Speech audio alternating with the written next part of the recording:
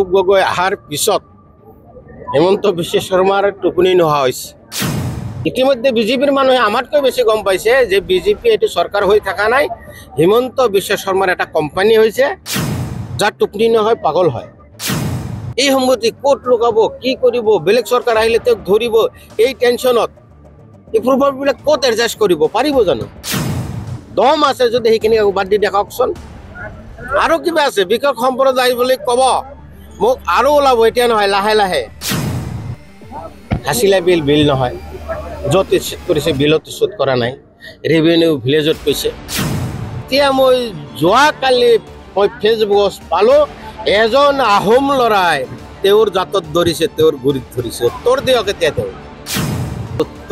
তেওঁ দিব লাগিব। এতিয়া জালত পৰিছে, সাপ যেতিয়া ফাঁচি জালত পৰে দেখে নহয়, মাছ মাৰিছে না, মাৰিছে। সাপ যেতিয়া এই জালত পৰে, প্ৰথম অৱস্থাতে পৰে নহয়, তেওঁ কয় কি জাল এইটো, চিঙি ভাঙি ওলাই যাব। সি ইমান ডাঙৰ লম্বা, সামান্য সূতাত তোৰ গাত লাগিছে। মানে বহুতেশ্বৰ জলজলি ক্লাবৰ উদ্যোগত মানে ডে নাইট খেলখন পাতিছে।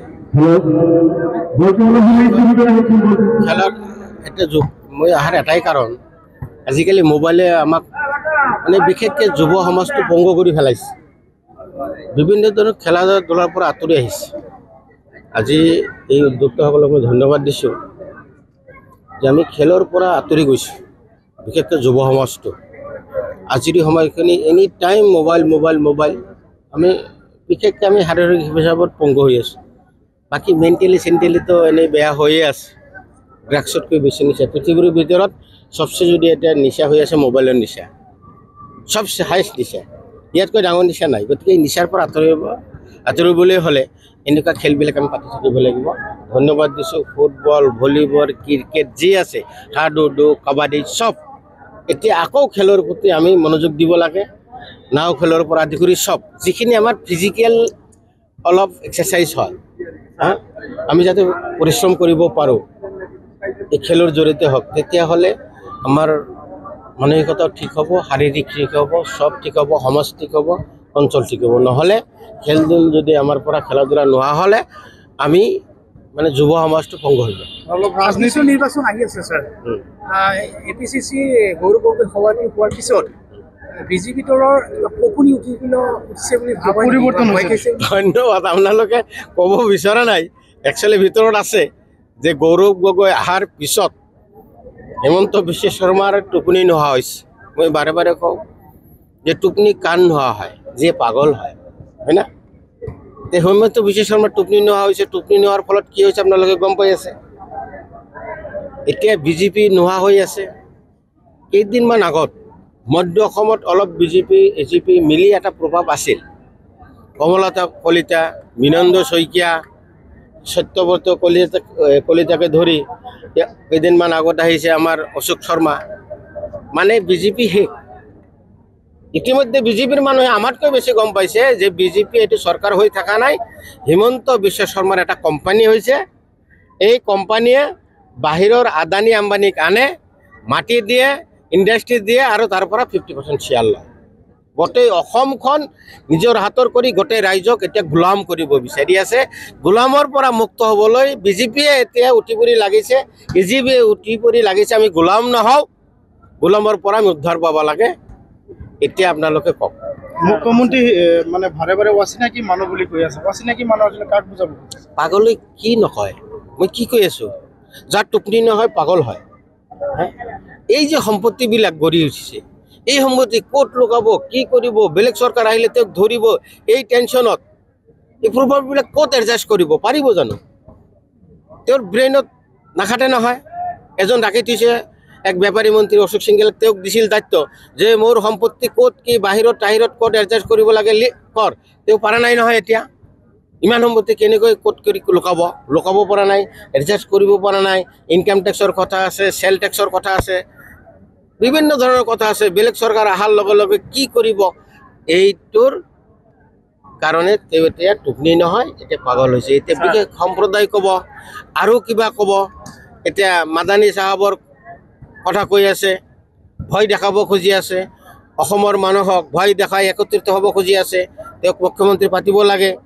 এইবিলাক ৰাজনৈতিক এই যে বিশেষ কি কয় কি কৈছে বিশেষ সম্প্ৰদায় অচিনাকি সম্প্ৰদায়। মই আপোনালোকক অন কেমেৰাত ক'লোঁ তেওঁ ডিৰেক্ট ইনডিৰেক্ট ফাৰ্ম ইণ্ডাষ্ট্ৰী যিবিলাক ব্যৱসায় অনুষ্ঠান আছে আজিৰ ডেটত কমেও 30,000 অচিনাকি মানুহ বুলি যিসকলক কৈ আছে তেওঁলোক আছে। যদি কয় মিয়া আছে, তেওঁৰ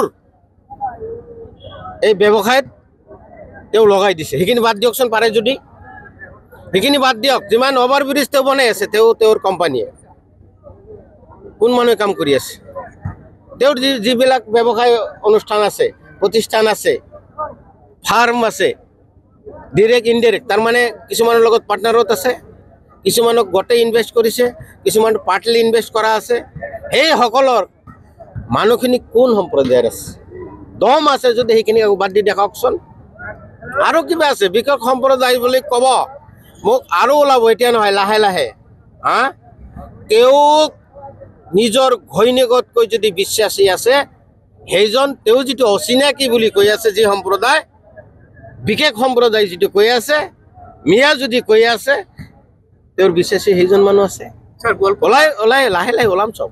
গোৱালপাৰা উচ্ছেদ সম্পৰ্কত ৰাজ্যপালে যিটো হেৰি কৰিছে, SP DSP আৰু বিষয়া কৰ্মচাৰীৰ ওপৰত আজি আৱদ্ধসকলত তলব জাৰি কৰিছে। আমি আশা কৰিছোঁ আমি এটা ন্যায় পাম। চাওক, হাছিলা বিল নহয়, য'ত উচ্ছেদ কৰিছে বিলত উচ্ছেদ কৰা নাই।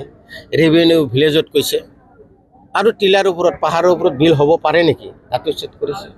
পাইকানত ৰিজাৰ্ভ ফৰেষ্ট আছে, তেওঁ পাইকানত ৰিজাৰ্ভ ফৰেষ্টত উচ্ছেদ কৰা নাই নহয়। ক'ত কৰিছে? আছডুবি ৰেভিনিউ ভিলেজত কৰিছে। পঞ্চায়তৰ ৱাৰ্ড আছে তাতে, 7 নম্বৰ, 8 নম্বৰ, 9 নম্বৰ, 10 নম্বৰ, 4টা ৱাৰ্ড আছে তাতে। এই 4টা ৱাৰ্ডত উচ্ছেদ কৰিছে। তাৰেতো বিচাৰ হ'ব লাগিব না। বিজনেছ জমিদাৰে মাটি দিয়া সেইবিলাক মানুহক উচ্ছেদ কৰিছে, পাট্টা মাটি উচ্ছেদ কৰি আছে। এইবিলাক নিয়ম নহয়। তেওঁ এইবিলাক উচ্ছেদ মাত্ৰ 26 চনৰ ৰাজনৈতিক ইছ্যুৰ কাৰণে কৰি আছিল, কিন্তু লাভ নহ'ব। এতিয়া তেওঁ জাতত ধৰাৰ কাৰণে, চবৰ জাতত ধৰে নহয়, সম্প্ৰদায় ধৰে নহয়। এতিয়া মই যোৱাকালি ফেচবুকত পালোঁ, এজন আহোম ল'ৰাই তেওঁৰ জাতত ধৰিছে, তেওঁৰ গুৰিত ধৰিছে। উত্তৰ দিয়ক এতিয়া তেওঁ, বুজি পালেনে? তেওঁ জাত পাত কৰি এতিয়া তেওঁৰ জাতত ধৰি দিছে। আহোমক যেতিয়া কিবা কি ব্লেম কৰিছে, তেওঁ নিজে কৈছে মই আহোম সন্তান। আমাক দোষাৰোপ কৰি আছে। আহোম কোন কৈ দিছে, ইংৰাজ কোন বুজাই দিছে, আৰু হিমন্ত বিশ্ব শৰ্মা কোন তাকো বুজাই দিছে। তেওঁ কিমান পাৰ্চেণ্টেজ আছে তাকো কৈ দিছে। তেওঁ ইয়াৰ উত্তৰ তেওঁ দিব লাগিব। এতিয়া জালত পৰিছে, সাপ যেতিয়া ফাঁচি জালত পৰে দেখে নহয়, মাছ মাৰিছে না, মাৰিছে। সাপ যেতিয়া এই জালত পৰে, প্ৰথম অৱস্থাতে পৰে নহয়, তেওঁ কয় কি জাল এইটো, ছিঙি ভাঙি ওলাই যাব। সি ইমান ডাঙৰ লম্বা, সামান্য সূতাত তোৰ গাত লাগিছে, পুৰা মেৰাই দিয়ে। মেৰাই দিয়াৰ পিছত